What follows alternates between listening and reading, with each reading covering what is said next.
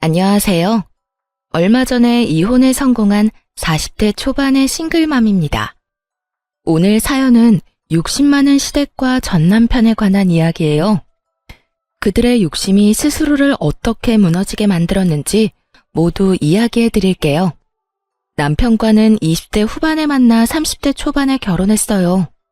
솔직히 30대 초반에 결혼할 생각은 없었지만 아이가 생기는 바람에 어쩔 수 없이 결혼하게 된 상황이었죠. 아이 때문에 한 결혼이라 많은 것을 포기해야 했어요. 한 번뿐인 신혼여행조차 마음대로 갈 수가 없었죠. 멋진 유럽으로 가고팠지만 뱃속의 아이가 걱정되어 비행기를 탈 수 없었습니다. 그때 남편이 이런 이야기를 해줬어요. 내가 돈 많이 벌어서 나중에 우리 애랑 당신 해외로 꼭 여행 보내줄게. 신혼여행이라 생각하고 즐겁게 가자. 그러니까 너무 섭섭해하지 마. 고마워. 언젠가 꼭 해외로 여행 가면 좋겠다. 대신 우리 국내 여행이라도 많이 다니자. 아이에게 추억을 많이 쌓아주는 거야. 그런데 결혼 후에도 여행을 자주 가지 못했어요. 왜냐하면 남편의 벌이가 시원찮았거든요. 남편은 중소기업에 다니는 직장인으로 월급이 굉장히 적었어요. 저 역시 그렇게 돈을 많이 버는 직업은 아니었고요. 결혼식 때 뱃속에 있던 아이가 4살이 될 때까지 여행은 꿈도 꾸지 못했어요. 뒤늦게라도 신혼여행을 보내주겠다던 남편의 약속은 흐릿해져만 갔죠. 그런데 어느 날 친정엄마가 살짝 말했어요. 너 요즘 많이 힘드니? 내내 일에만 치여 살잖아. 너희 신혼여행은 이제 그냥 안 가기로 결정한 거야? 그런 거 아니야. 둘이서 돈을 모으고는 있는데 잘 안 모여. 매달 경조사비로 빠져나가서 어쩔 수 없는 것 같아. 애 다 키워놓고 나서라면 또 모를까. 너랑 김서방 둘 다 박봉이라 애 키우기 많이 힘들 거야. 그래도 이렇게 쫓기듯 사는 건 아니라고 생각해. 그럴수록 네 정신만 갉아먹힐 텐데. 엄마가 모아뒀던 돈 조금 나눠줄 테니까 신혼여행 다녀오렴. 갑자기 무슨 신혼여행이야. 괜찮아. 그 돈으로 엄마 먹고 싶은 거 먹고 사고 싶은 거 사. 내가 엄마를 보내줘도 모자랄 판에 어떻게 엄마 돈으로 어떻게 여행을 가. 그래도 딸이 염치가 있지. 내가 하고 싶은 게 바로 너 신혼여행 보내주는 거야. 가서 한 며칠은 편하게 쉬고 와. 그동안 우리 손녀딸은 내가 보고 있을게. 이제 나랑 많이 친해져서 그런지 잘 울지도 않잖니? 엄마인 네가 없어도 일주일 정도는 견딜 수 있을 거야. 걱정하지 말고 김서방이랑 둘이 다녀와. 알았지? 솔직히 그렇게 말해줘서 너무 고마웠습니다. 엄마한테 미안하기도 하고 부끄러운 마음도 들었지만 그래도 기분은 좋았어요. 결혼 후 오랜만에 가는 여행이라 들뜨기도 했고요. 그렇게 여행사를 통해서 가이드를 끼고 유럽 여행을 가기로 했어요. 남편도 한껏 업되어서는 여행 전부터 유럽 간다고 여기저기 이야기하더군요. 이것저것 준비하면서도 얼굴이 싱글벙글했죠. 그런데 그 소식을 들은 시모가 매일 전체 메신저방에 문자를 보내기 시작했어요. 자기들은 해외 구경도 못 해봤는데 너무 부럽다며 징징거리는 내용을요. 에휴, 너희는 좋겠다. 그렇게 여행 갈 여유도 있고. 우리는 늙어서 이제 돈도 많이 못 벌고 여행 갈 일도 없는데. 여행하는 5박 7일 동안 그 비난의 정도는 점점 더 거세져 갔어요. 심지어 여행 마지막 날에는 시모가 대놓고 다그치기까지 했죠. 이 불효자식들이 자기들만 즐기고 어떻게 그럴 수 있냐면서요. 그러면서도 시모도 똑같은 곳으로 여행을 가고 싶다고 하더군요. 7일 내내 시모의 문자에 시달려 여행도 못 즐긴 남편과 저는 집으로 돌아오고 나서도 편하게 쉬지 못했습니다. 시모가 말한 대로 여행을 알아봐야 했거든요. 저희랑 똑같이 하고 싶다시길래 동일한 패키지를 골라 정보를 보내드렸죠. 첫 장에 빨간 글씨로 크게 계좌번호와 여행비를 적는 것도 잊지 않고요. 솔직히 그거 보고 시모가 바로 전화할 줄 알았어요. 비용을 대달라고 할 줄 알았거든요. 그런데 웬일로 아무 연락이 없더군요. 대신 남편을 통해 소식만 간간히 들려왔어요. 시모와 시부가 여행 갈 준비를 하느라 바쁘다고요. 옷도 사고, 액세서리도 사고, 신발도 사고. 여행 경비는 아직도 안 낸 것 같던데 신나게 준비만 하더라고요. 그때 시부모님은 우리가 그 돈을 내줄 거라고 생각하는구나 하고 확신했죠. 굳이 나서서 사실을 알려드리고 싶진 않았어요. 계속 그렇게 오해하시도록 놔두고 아무 말 안 했어요. 그러자 여행 당일 시모에게서 연락이 오더군요. 예, 오늘 여행 가는 날인데 비행기 티켓이 왜 아직 안 오니? 지금 시간 다 돼가는데 우리 못 들어가고 있다. 어떻게 확인할 방법이라도 없어? 어머님, 혹시 결제는 하셨어요? 무슨 결제를 말하는 거니? 여행 경비는 너희가 내주기로 한 거잖아. 그 당당한 말투에 웃음을 참으며 시모에게 말했어요. 어머님, 죄송한데 저희한테 무슨 돈이 있다고요. 저랑 남편 최저임금보다 겨우 조금 더 벌어요.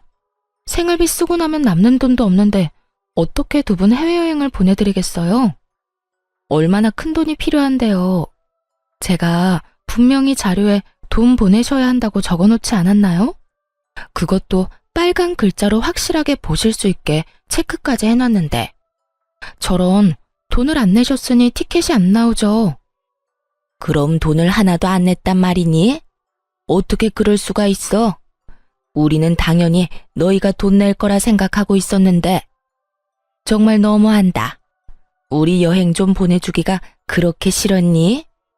너희는 둘이서 해외여행 잘만 갔다 오더니 아무리 돈이 아까워도 그렇지 어떻게 이런 식으로 뒤통수를 쳐?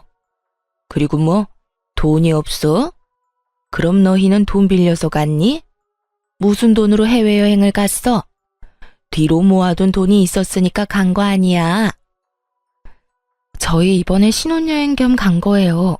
그리고 비용은 친정어머니가 주셨어요. 결혼한 지 4년이 다 되어 가는데 신혼여행도 못 간 딸이 불쌍하다고요. 지금까지 아무도 신경 안 쓰지 않았지만요. 아무래도 딸이 저 하나뿐이라서 많이 걱정하신 것 같더라고요. 그러자 시모는 아무 대꾸도 못하더군요. 한술 더 떠 이번에는 시모가 다 들리도록 남편에게 물었어요. 어머님이 이렇게 여행 가고 싶어 하시는 줄 몰랐네. 당신이 대출이라도 받는 게 어때? 그럼 해외여행 보내드릴 수 있잖아. 미쳤어? 무슨 돈을 빌려서 여행을 보내드려. 솔직히 우리한테 돈 맡겨놓으신 것도 아니고. 어머니 저러실 때마다 내가 더 당황스럽네. 아무튼 이번 여행은 없던 걸로 해요.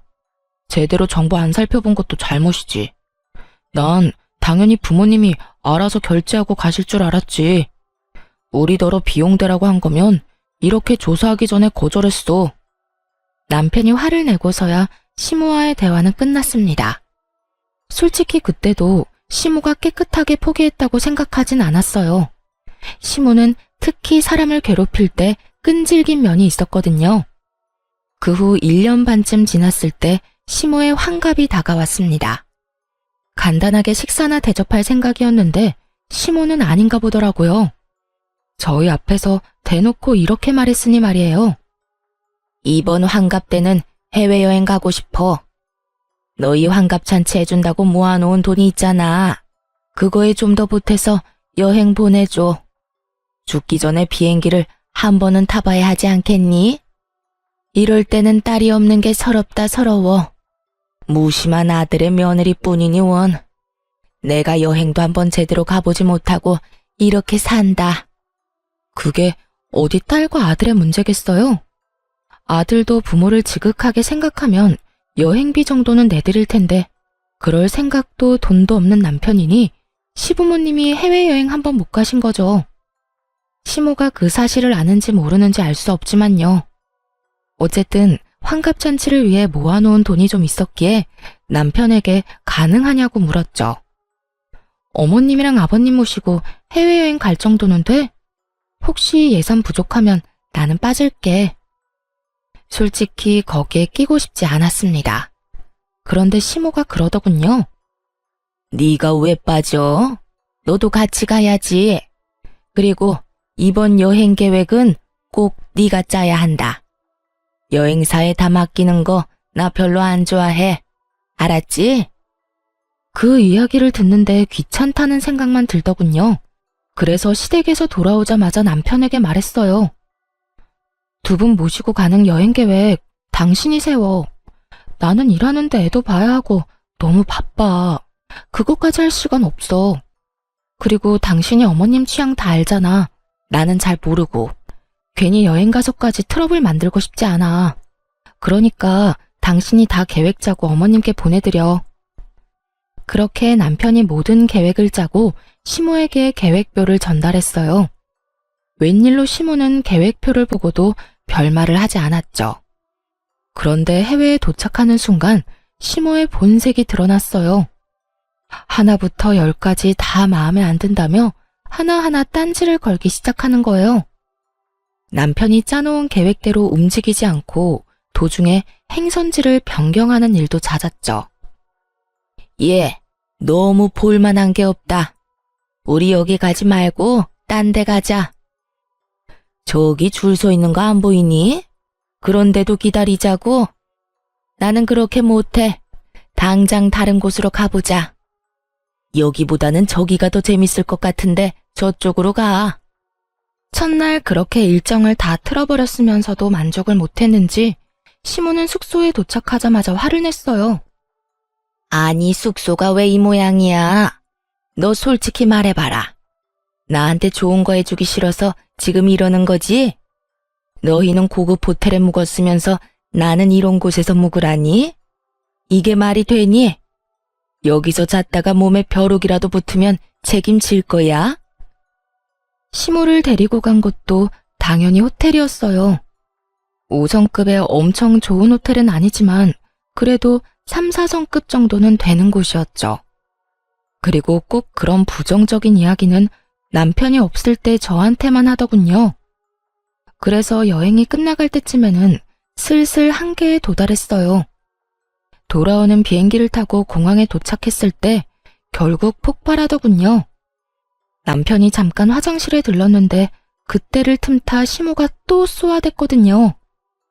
너 진짜 너무하다.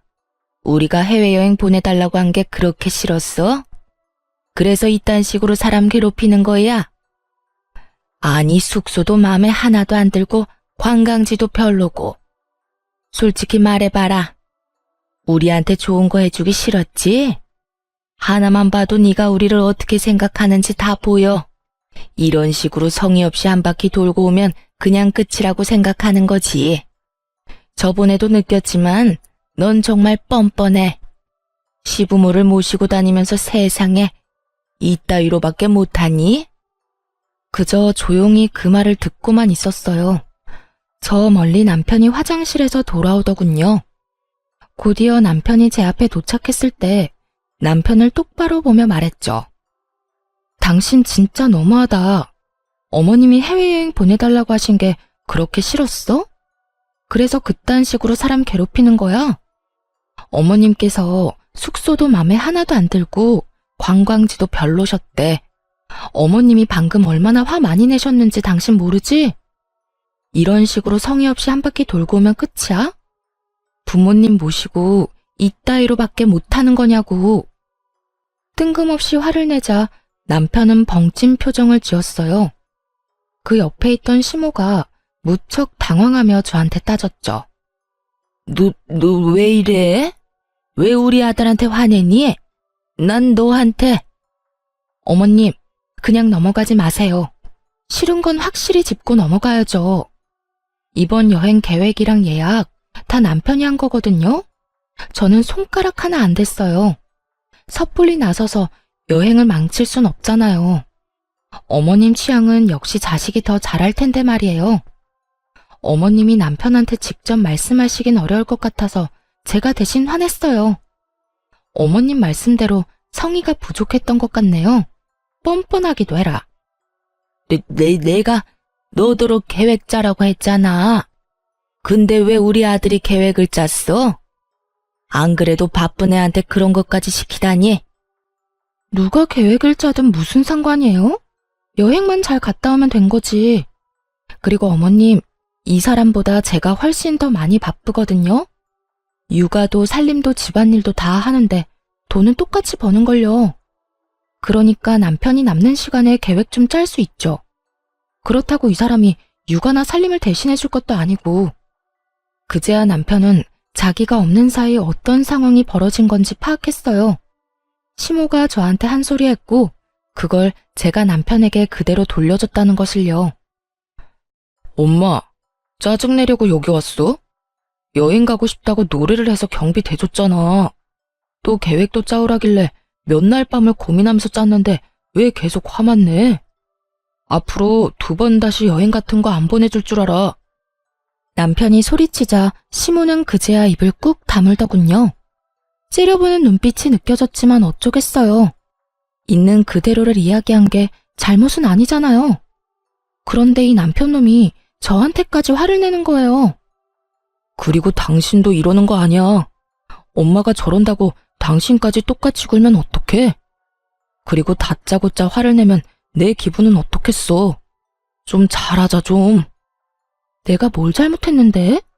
그럼 어머님한테 다짜고짜 온갖 짜증을 다 들은 내 기분은 당신도 좀 알고 있으라고 일부러 전한 거야. 이게 다 당신이 짜온 계획 때문에 벌어진 일이니까. 그러게, 어머님 마음에 들도록 잘했으면 좀 좋아? 내가 하지도 않은 일로 욕 얻어먹는 게 얼마나 짜증나는 일인데. 모두가 보는 앞에서 남편과 싸우고 있으니 시모가 뜯어말리더군요. 그건 또 부끄러웠던 모양이에요. 그 뒤로 시모의 짜증이 좀 덜해지긴 했어요. 저한테 짜증을 내봤자 자기 자식 힘들게 하는 것임을 깨달았는지 마구잡이로 트집 잡는 일은 줄었습니다. 그렇다고 완전히 사라진 건 아니었고요. 한 1년쯤 정말 평온하게 지냈어요. 남편도 시모도 제 속을 긁지 않고 잘 지나갔죠. 그런데 문제는 친정엄마였어요. 원래부터 몸이 좀 약하신데 뇌경색을 살짝 한번 앓으셨거든요.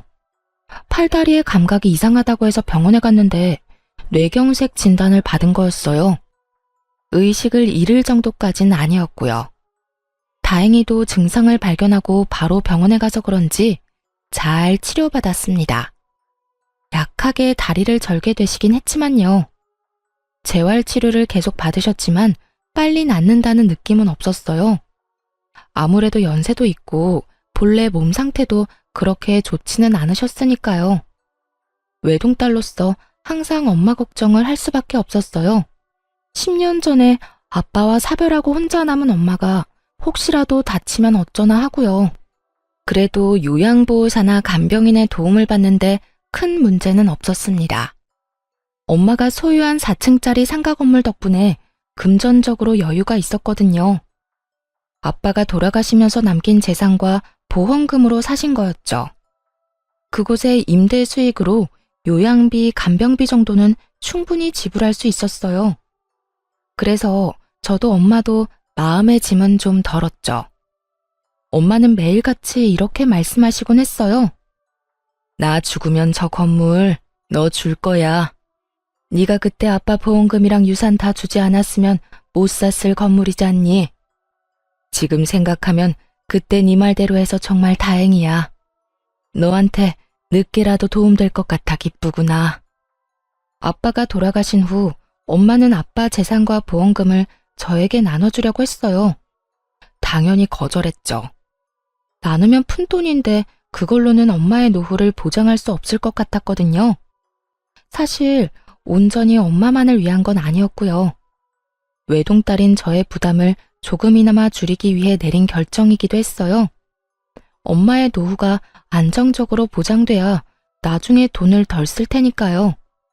그래야 시댁에서도 고깝게 생각 안 하죠. 그 덕분에 엄마는 그 상가 건물을 마련하셨어요. 그리고 언젠가 제가 상속받을 테니 어찌 보면 투자한 거라고 칠 수도 있겠죠. 당장 돈을 만질 수는 없지만 지속적으로 엄마에게 수익을 드리고 미래까지 보장한 좋은 결정이었다고 지금도 생각하고 있었어요. 엄마가 아프시고 나서는 시간 날 때마다 대신 건물을 관리하게 됐어요. 그러다 상가 건물의 1층 점포가 비었을 때 뜻밖의 연락을 받았죠. 예, 사부인이 가지고 있는 건물 1층에 상점 빠졌던데 거기 지금 점포 구하고 있지? 아, 네. 빨리 채워넣기는 해야 하는데 상황이 좀 여의치 않아서요. 어떻게 할지 고민 중이신 것 같더라고요. 일단 두리뭉실하게 말했어요. 그 점포를 당장 채울 생각은 없었거든요. 어머니도 같은 의견이었고요. 물론 이유는 다 따로 있었죠. 그러면 우리가 거기 들어가면 안 되겠니? 너도 알다시피 우리 지금 반찬 가게 하려고 생각 중이잖아. 아무래도 이번에는 잘 될 것 같아서 말이다. 저번에는 목이 안 좋아서 망한 것 같은데 그쪽은 꽤 사람이 많이 다니니까. 그런데 열면 우리 가게도 번창하겠지. 안사돈한테 한번 물어봐 줄래? 일단 여쭤보긴 할게요. 시모는 아주 행복한 상상에 빠져 있더군요. 시모에게 장사 소질이 없다는 건 주변 사람 모두가 알고 있는 사실이었어요. 당사자만 모르고 있었죠. 가게가 망한 이유를 남 탓으로만 돌리니 미련을 못 버리고 계속 도전하는 거였고요. 엄마, 시댁에서 1층에 들어오고 싶다는데 좀 그렇지? 아무리 그래도 2층 사장님 생각하면. 절대 안 돼. 원래 사돈 간에 이런 거래는 하는 거 아니야. 혹시라도 못 볼 꼴 보면 어쩌려고. 게다가 지금 상황이 좋은 것도 아니잖니. 무턱대고 1층에 점포 들였다가 또 무슨 일 날 줄 알고. 친정엄마가 그렇게 말하는 이유가 있었어요. 이전 1층 가게 사장님이 계약 기간을 다 못 채우고 중도에 나갔거든요. 그 이유는 2층 사장님 때문이었어요. 매번 만날 때마다 다투더니 결국 참다 못한 1층 사장님이 먼저 나가버린 거예요. 2층 사장님과의 계약은 앞으로 9개월 정도가 남아있었고 엄마와 전 2층을 내보내기 전까지 1층에 가게를 받을 생각이 없었죠. 솔직하게 말해서 시댁에 괜한 꼬투리 잡히기 싫어서 거절하기로 한 거였어요. 어머님, 친정어머니한테 말씀드려봤는데 아무래도 안 될 것 같아요. 사실 상황이 좋지가 않거든요. 다른 곳을 알아보시는 게 어떨까요? 조심스레 거절의 말을 건넸는데 돌아온 건 시모의 냉랭한 대답이었죠. 상가 그거 하나 갖고 있다고 유세는. 아니 사람 있는데 비워달라는 것도 아니고 아무도 없는 곳에 좀 들어가겠다는데 뭐가 잘나서 그렇게 고가워? 그래, 네가 우리 집을 어떻게 생각하는지 잘 알았다. 그러고는 전화를 뚝 끊더군요. 이럴 때는 시댁과 친정이 같은 지역에 있어서 참 짜증났어요. 아예 멀리 떨어져 살고 있었다면 점포 자리를 달라는 말도 없었을 텐데. 한숨이 나오긴 했지만 그래도 다행이라 생각했어요. 엄마가 그런 시모와 마주하지 않아도 된다니 안심이었죠. 그런데 며칠 뒤 친정엄마에게서 묘한 소식을 들었어요. 예, 안사돈 대체 왜 그러신다니? 세상에, 사람을 완전 쓰레기로 만들어서 소문내고 다닌대. 설마 내가 점포 안 내줬다고 그러시는 거니? 어떻게 앞뒤 사정 다 끊어먹고 그딴 식으로. 아, 엄마가 지금 기가 차서 말도 안 나온다. 평생 남한테 나쁜 짓 안 하고 살았는데 이게 무슨 일이니? 주변 사람들한테 전화로 그런 소문들을 들으니까 정말 미치겠어. 그게 무슨 소리야? 시어머니가 뒤에서 엄마 욕하고 다닌다고? 알아보니 친정엄마 동네 근처에 소문이 났더군요. 엄마가 사돈댁 무시하고 자기만 잘 살려고 한다고 가족 도울 줄도 모르는 피도 눈물도 없는 사람이라고 말이죠. 그 이야기를 전해 듣는데 화가 확 나더라고요. 마치 일부러 안 도와준 것처럼 몰아가서 엄마는 병원까지 다니실 정도였어요. 스트레스로 밤에 잠도 잘 못 주무셨고요. 그래서 남편에게 먼저 이야기했죠. 당신 나랑 이야기 좀 해. 어머님 점포임대 문제 때문에 그래. 그거 우리가 일부러 안 해주는 거 아니거든? 그런데 어머님도 정말 너무하셔. 어떻게 온 동네에 그렇게 나쁜 소문을 다 내고 다니실 수가 있어. 일부러 안 해주는 거 맞잖아. 아니야? 당장 사람이 있는 것도 아니고 계약된 상황도 아닌데. 그러게 엄마가 해달라고 했을 때 바로 해줬으면 되잖아. 솔직히 이거 우리 집 무시하는 거 아니야? 지금은 당신이 하는 말 듣고 싶지도 않을 정도야. 당신이 왜 무시하는지 모르겠지만 우리 엄마가 뭐가 모자란데. 대체 뭐가 모자라서 너랑 장모님한테 고개 숙이면서 들어가야 돼? 사돈지간에 그런 것도 하나 배려해주지 못해? 지금 이 상황은 당신 잘못 맞아. 시댁 무시하고 자기들 이득대로만 하는데 당연히 소문나는 거 아니야? 만약에 엄마한테 상가 자리 안 주면 솔직히 나 당신이랑 이혼할 생각도 하고 있어. 그리고 동네 싹 다 까발릴 거야. 당신 어머니랑 당신이 얼마나 이기적이고 자기 생각만 하는 사람인지. 미쳤어? 당신이 뭔데 그런 짓을 해? 그리고 이게 이혼까지 갈 일이야? 지금 생각해보니까 당신도 웃긴다. 언제부터 그렇게 효자였어? 언제부터 그렇게 어머님 챙겼는데? 여태껏 나한테 다 맡겨놓고 자기는 혼자 편하게 지내더니 왜? 그거 안 해줬다는 소리 들으니까 없던 효심이 막 생기는 것 같아? 그리고 우리가 거절한 데는 이유가 있다고 몇 번을.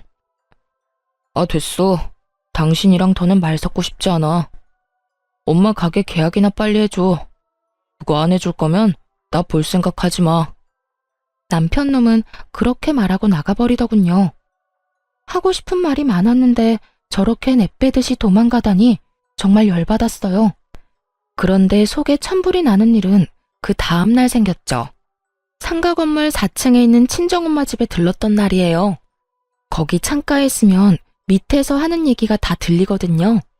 그런데 갑자기 심우와 남편의 목소리가 들리는 거예요. 여기 왜 왔나 싶기도 하고 도대체 거기서 무슨 이야기를 하나 궁금하기도 했죠.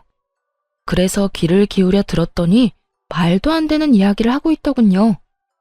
엄마, 걱정하지 마. 내가 와이프한테 딱 잘라서 말해놨어. 그거 안 해주면 이혼하겠다고. 분명히 조만간 연락해서 들어오시라고 할걸? 야, 조용히 좀 해. 그런 이야기를 왜 여기서 해? 걱정 마. 와이프랑 장모님 오늘 둘이서 병원 갔으니까. 그래도, 그런데 너 진짜로 이혼 이야기 꺼냈어? 이혼은 절대로 하면 안 되는 건 몰라? 그 할망구 뇌경색 걸려서 오늘 내일 하는데 이혼하면 너한테 돌아오는 게 없어. 그러니까 이혼 절대 못 해준다고 하고 꽉 붙잡고 있어. 아니면 할망구 죽고 나서 이혼을 하든지. 이 건물이 얼마짜린데 재산 분할이라도 한다고 생각해봐. 우린 부자야, 부자. 거기까진 생각을 못했네. 엄마가 계속 그 1층 점포 얘기만 하는 바람에 나도 아무 생각 없이 막 질렀잖아. 그러면 이혼은 절대 안 된다고 얘기할게. 살살 구슬리면 될 거야. 엄마도 앞으로 며느리 좀 구슬려봐. 맨날 화만 내지 말고. 예, 구슬리는 것도 하루 이틀 일이지. 내가 젊은 애한테까지 그런 식으로 기어야 되겠니? 그걸 위에서 고스란히 듣고 있는 심정이 어땠겠어요? 저 인간들이 엄마 재산에 대해 왈가왈부하는데 정말 기분이 더러웠어요. 당장이라도 뛰어나가서 뭐라고 하려는데 엄마가 방으로 들어오더군요. 마시라는 음료수는 거들떠도 안 보고 열만 내며 서 있으니 엄마가 물었어요. 너 무슨 일 있니? 표정이 왜 이렇게 안 좋아? 엄마한테 얘기해봐. 왜? 상가 1층 때문에 안 싸더니 너까지 괴롭혀? 그것도 그건데 저 인간들이 진짜 미쳤나 봐. 엄마 건물이 무슨 자기들 거라도 된 것처럼 이야기하는데 안 되겠어. 이런 쓰레기들하고 같이 사느니 내가 이혼하는 게 맞지. 울분을 토하며 급히 가방을 정리하는데 엄마가 손을 탁 잡더군요. 그렇게 깔끔하게 이혼해줄 생각이니? 그러지 말고 안사돈한테 1층 임대해주자. 대신 특약 여러 개 붙여서 중도해지 시에 위약금 엄청나게 물게 설정하고 몇 해까지 자기들 위해서 임대 못해준다고 얘기한 건데 안 되겠네. 우리 손 더럽힐 필요 없이 진짜 진상을 몸소 겪도록 해주면 되겠지. 그리고 넌 그때까지 모르는 척해. 당해봐야 정신 차리겠지 싶어서 엄마 말대로 조용히 있었습니다. 그리고 시모에게 1층 임대 허락 소식을 전하고 계약서를 썼어요. 시모는 계약서를 읽는 둥 마는 둥 하더군요. 엄마가 꼼꼼하게 확인하라고 몇 번을 말했는데도 말이에요. 다 확인한 거 맞으시죠? 꼼꼼하게 확인하세요. 나중에 다른 말 하지 마시고요. 다 읽었어요. 진작 이렇게 해주면 좀 좋아요. 서로 얼굴 붉힐 일 없잖아요. 서로? 일방적으로 온 동네에 악질적인 소문 다 내놓은 건 그쪽이죠. 아, 더 이상 말 섞고 싶지 않네요. 돈이나 꼬박꼬박 내세요. 시모는 잠깐 입을 삐죽거리는가 싶더니 금세 들뜨더군요. 기분 좋은 표정으로 가게를 꾸리고 리모델링도 했죠. 그러나 그 즐거움은 오래가지 않았어요. 2층 카페 사장이 1층 시모 가게에 매일같이 나타나 진상짓을 하기 시작했거든요. 시모는 성질을 죽이고 처음에는 내내 하며 조심스럽게 대했지만 끝이 없었어요. 2층 사장이 계속해서 불평불만을 쏟아냈거든요. 결국 2층 사장을 어떻게든 하라며 전화했길래 거기다 대고 말했죠. 어머님, 처음에 1층 임대 안 해드리려고 한 이유가 바로 이거예요. 1층 사장님이 2층 사장님 괴롭힘 때문에 못 견디고 나가셨거든요. 그거 감안하고 계약하신 거 아니었어요? 저한테 이야기하셔도 해결 방법은 없어요. 두 사람 중 한 사람이 나가야 끝나는 거죠. 나 몰라라 하는 저와 엄마 때문에 시모는 머리끝까지 화가 난 모양이었어요. 이런 게 어딨어? 이건 사기야. 2층 사장이 얼마나 진상인데 우리가 왜 나가? 저 사람이 나가야지. 2층 계약 기간 아직 남았어요. 그래서 마음대로 내보낼 수 없고요. 사실 6개월 후에 2층 계약이 만료되면 연장하지 않을 거였거든요. 연장 의지가 없음을 미리 밝혔고 상대방도 마찬가지고요. 그렇지만 그 사실을 시모에게 알려주지는 않았어요. 희망이 보이지 않아야 더 힘든 법이잖아요. 결국 시모는 4개월 내내 그 2층 사장에게 시달렸어요. 반찬 가게라 어쩔 수 없는데도 냄새가 나니까 어떻게 좀 해달라. 시모가 전화라도 하고 있으면 시끄러우니 조용히 해달라. 1층 앞은 너희가 깨끗하게 쓸고 닦아라 등등 수많은 진상짓을 당했죠. 결국 시모는 1년의 계약 기간도 다 못 채우고 해지를 하겠다며 난리를 피우더군요. 그런데 어머님, 중도 해지하면 위약금 무셔야 해요. 보증금만큼 내셔야 하는데 가능하시겠어요? 어려우실 것 같으면 여기 대신 들어올 사람 찾든지요. 여길 누가 들어와? 저런 진상이 있는데. 너 다 알고 나한테 상가 임대한 거지? 무슨 소리세요? 처음에 거절한 건 저희 쪽이잖아요. 그런데 동네에 소문 다 내서 결국 상가 임대하도록 만든 건 어머님이고요. 그런 짓 저지르시고도 또 제 탓을 하세요? 시모는 대꾸할 말을 찾지 못했어요. 그 이후로 열심히 1층 상가에 들어올 사람을 찾았지만 아무도 없었어요. 당연한 이야기였죠. 시모가 여기저기 말하기도 했고 친정엄마도 열심히 소문내고 다녔거든요. 결국 사람을 구하지 못해 점포를 빼려면 위약금을 물어내야 할 판이었죠. 그러자 시모와 남편이 저와 엄마를 찾아와 난리를 피우더군요. 이거 어쩔 거야? 난 위약금 못 내. 내가 거기에 들인 돈이 얼만데. 돈 벌지도 못하고 적자만 한가득인데 왜 위약금까지 내야 해? 계약서에 사인하실 때 꼼꼼히 읽어보라고 말씀드렸잖아요. 다 읽고 도장까지 찍은 마당에 안 주시면 저희는 법대로 하는 수밖에요. 사부인, 내가 부탁 좀 할게요. 제발 이 돈 좀 까주세요. 없던 일로 해달라고요. 응? 우리 사이에 이러기에요? 장모님, 부탁드립니다. 저희 부모님 지금 한 푼도 없으세요. 위약금 물 돈 없어요. 그 보증금은 두 분 노후 자금이라고요. 남편과 시모가 애원하자 엄마가 말했어요. 그래? 그럼 자네 우리 딸이랑 이혼하게. 얌전히 이혼해주면 위약금은 없던 일로 해주겠네. 이혼이요? 갑자기 무슨... 자네가 내 딸한테 상가 임대 안 해주면 이혼도 불사하겠다고 했다면서? 뭐하러 그렇게 살아? 그냥 헤어져. 내 딸도 그러길 바라고 있고. 그리고 위약금을 준대도 이혼은 시킬 거네. 그러니까 잘 선택해. 돈이라도 안 내고 이혼할 건지, 돈 내고 이혼할 건지. 남편이 고민하자 시모가 넙죽 말하더군요. 뭘 고민해? 어차피 이혼시키겠다는데 돈 안 주고 이혼하는 게 맞지? 이혼합시다. 그러면 보증금은 돌려주는 거 맞죠? 그렇게 남편과 이혼하게 됐습니다. 엄마 상가 때문에 이혼은 절대 안 된다고 했던 시모도 별 수 없었던 거죠. 눈앞에서 거액의 보증금이 날아가게 생겼으니까요. 이혼 소송이 끝날 때쯤 상가 2층도 비워졌어요. 이혼하고 받은 위자료와 재산 분할로 받은 돈을 합해서 리모델링을 했죠. 사실 그동안 네일 아트를 배웠거든요. 1층에는 저의 네일 가게를 차렸고 2층에는 친구가 하는 미용실을 들였어요.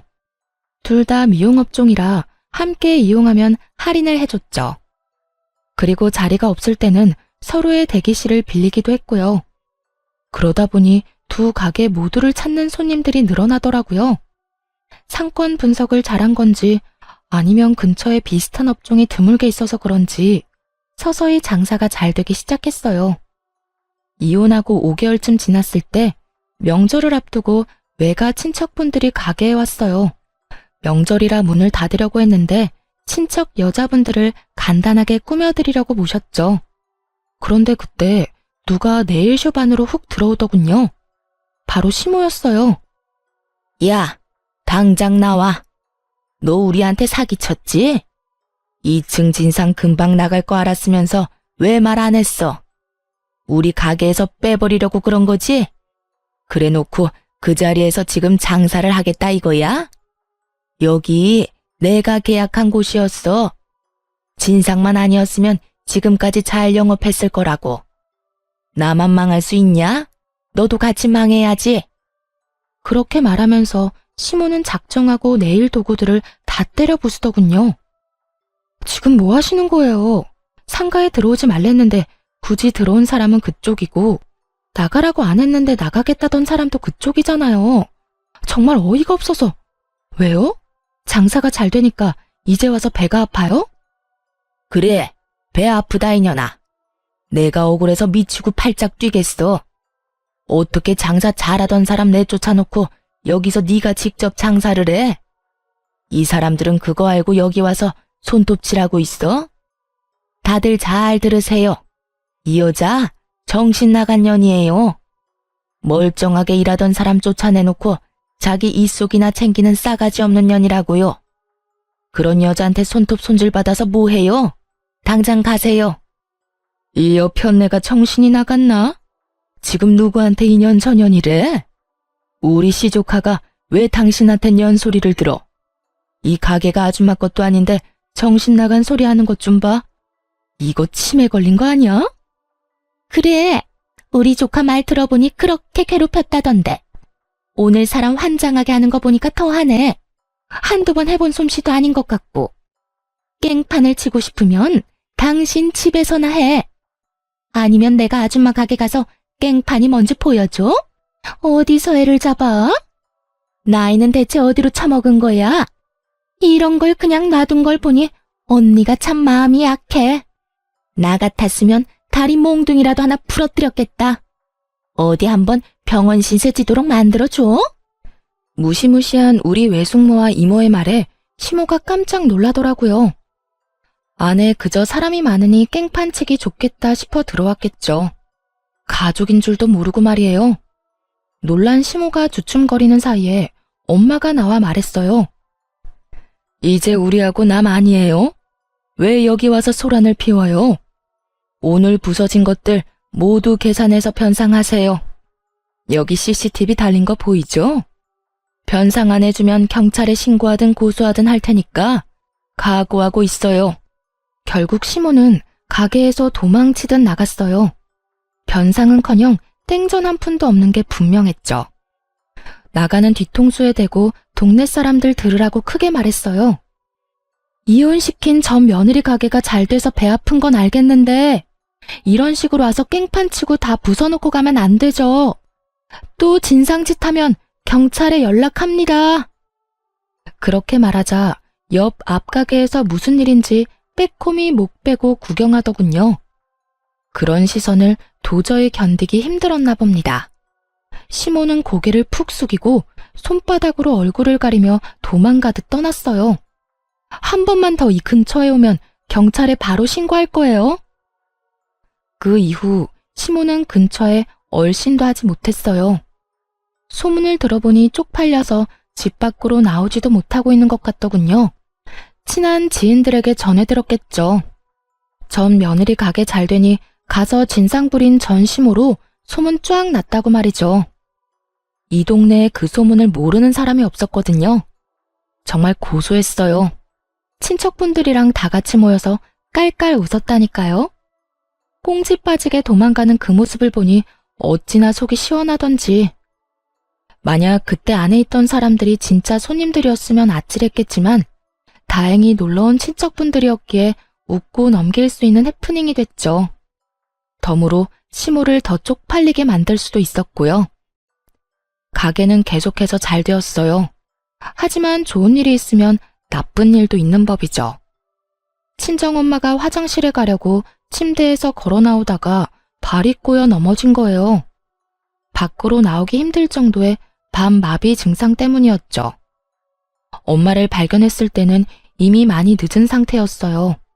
하필이면 그때 잠시 마트에 가서 장을 보고 왔거든요. 머리를 찌으신 건지 피가 많이 났어요. 그렇게 골든타임을 놓쳐버렸고 엄마는 혼수 상태로 계시다 곧 돌아가셨어요.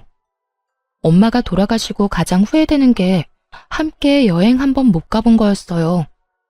어릴 때는 친구들과 노느라 함께하지 못했고 결혼 후에는 살림하고 애 키우느라 함께하지 못했고 이제야 겨우 남편과 시댁에서 벗어났는데 이런 일이 벌어질 줄 누가 알았겠어요. 큰 슬픔과 아픔에 빠져 가게를 보름 넘게 열지 못했습니다. 그래도 계속 쉴 수는 없잖아요. 마음의 정리가 아직 덜 된 상태로 가게 문을 열었는데 전 남편이 찾아왔더군요. 정말 만나고 싶지 않은 사람이었어요. 보는 순간 확 밀려온 구토감을 참느라 죽을 뻔했죠. 장모님 소식 들었어. 몸은 좀 괜찮아? 그래도 전부인이라고 신경 써주나 싶어서 최대한 감정을 누르고 말했어요. 괜찮아. 그런데 무슨 일로 왔어? 장례식은 다 끝났는데? 당신이 힘들까봐 와봤지. 얼마나 힘든지는 모르지만 그래도 누군가에게 기대고 싶을 거 아니야? 아무래도 내가 옆에 있는 게 나을 것 같아서. 이런 기특한 생각을 하는 놈이 아닌데 그 말을 듣는데 의심만 더 생기더군요. 그래도 이제 그건 당신 역할이 아니야. 맞은 건 고마운데 나 진짜 이야기할 힘도 없어. 그래, 이제 내 역할은 아니지. 하지만 잘 생각해봐. 우리가 헤어진 게 어디 우리 둘 때문이겠어? 아니잖아. 우리 엄마 때문에 다 이렇게 틀어진 거잖아. 나 생각 많이 해봤어. 당신이랑 다시 합치고 싶어. 왜 남들 때문에 이혼해서 이렇게 따로 살아야 해?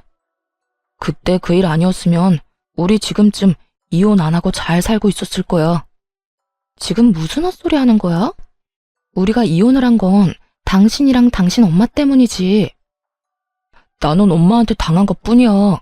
재혼하면 우리 엄마하고는 영 끊고 살면 돼. 진짜 지독한 사람인 거 나도 잘 알고 있으니까. 요즘 하는 거 보면 진짜 정신 나간 사람 같아. 완전 치매 걸린 노인이 따로 없다니까. 제정신이 아니니까 자식을 이혼시킨 거겠지. 그리고 아직도 잘 되지도 않는 장사하겠다고 돈을 얼마나 쓰는지. 그때 받아간 보증금이 이제는 한 푼도 없어. 이제 와서 나더러 부양하라는데 내가 왜 해? 엄마 때문에 내 인생도 이렇게 망했는데.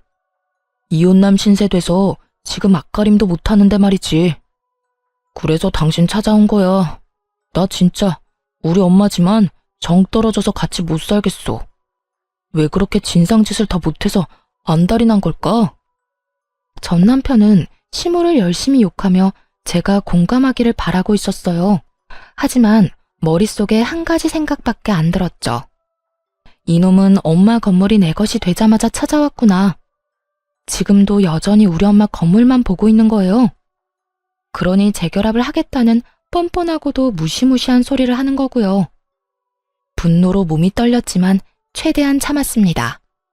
눈동자만 슬쩍 움직여서 가게 안에 설치된 CCTV를 슬쩍 쳐다봤죠. 다행스럽게도 녹화가 잘 되고 있더라고요. 저번에 난리를 피우고 간 시모 때문에 녹음까지 되는 CCTV로 바꿔놨거든요. 그걸 확인하고 헛소리를 늘어놓는 전 남편에게 말했어요. 웃기고 있네. 네가 내 생각이 나서 여기 왔겠어? 너 우리 엄마 건물 때문에 나한테 온 거 눈치 다 깠거든? 엄마 돌아가시자마자 찾아온 거 보니 너도 참 대단하다. 우리가 당신 어머니 때문에 틀어졌다고? 그거 착각이거든? 나는 너희 모자가 우리 엄마 건물 두고 소곤소곤 이야기할 때부터 이혼하고 싶었어. 맘대로 이 건물을 너희들 것처럼 여길 때부터. 그걸 다 들었다고? 어떻게? 그래, 내가 하나부터 열까지 싹 다 들었지. 그때 생각하면 아직도 온몸이 부들부들 떨려. 인간 같지도 않은 쓰레기들 어떻게 해야 잘 처리했다고 소문날까 고민 좀 했지. 근데 뭐 알아서 분리수거되러 쓰레기통에 들어가던데. 그 가게 일부러 너희 엄마한테 준 거 맞고 일부러 특약 그렇게 넣은 것도 맞아. 다 알면서 2층 사람 진상인 것도 2층 계약 종료일 다가온다는 사실도 말 안 했어. 혹시나 이혼할 때 피곤하게 할까봐 걱정했는데 돈이 걸리니까 바로 해주더라. 그래놓고 뭐? 너희 엄마 때문에 우리가 이혼을 했어? 네 엄마 탓이 절반이고 네 탓도 절반이야. 어디서 청렴결백한 척이야? 네가 양심이라는 게 있으면 적어도 엄마 돌아가시자마자 쳐들어오는 건 피했어야지. 안 그래도 엄마 돌아가시고 싱숭생숭해서 힘든데 열받아 죽겠잖아. 쓰레기야, 어떻게 책임질래? 어? 내 기분 어떻게 책임질 거야? 여기서 더 이상 나 화나게 하지 말고 지금 당장 내 눈앞에서 꺼져. 단호한 축객령에 전 남편은 뒤도 돌아보지 않고 쫓기듯 가게에서 나갔어요. 모자지간 아니랄까봐 시모와 똑같은 모습이었죠. 그런데 그 모습을 보고 있으니 열불이 덧뻗치더군요. 잠깐 고민하다가 좋은 생각이 나서 CCTV 영상을 확인했어요. 그리고 전 남편이 시모 욕하는 장면을 따서 시모 연락처로 보내줬죠. 혹시나 못 볼까봐 시부 연락처로도 보냈고요. 건물이 탐나서 불효막심하게 자기 엄마 욕하는 망할 놈. 그런 놈이 바로 당신 자식이라고 보여주고 싶었거든요. 저와 헤어지고 갈 곳 없어서 시모 집에서 신세진주제의 말이죠. 얼마 지나지 않아 길에서 전 남편과 시모가 박터지게 싸웠다는 소식을 들었어요. 그걸 직접 목격한 호프집 사장님이 이야기해줬거든요. 동영상이 아주 잘 전달되었나 봐요. 그 할망구가 그날은 완전 눈이 돌았더라니까. 평소에는 그렇게 아들 감싸고 돌더니 말이야. 아들한테 네가 지금 전 며느리한테 그런 말할 군번이냐고. 엄마 집에서 먹고 자고 들러붙어 있는 주제에 어떻게 그러냐고 하더라. 뭐 아들이 엄마 치매 걸렸다느니 진상이라느니 그런 말까지 했다며? 아주 고래고래 고함을 지르는데 늙어서 힘도 없는 할매가 목소리는 얼마나 큰지. 주변 가게에서 다 나와봤지 뭐야.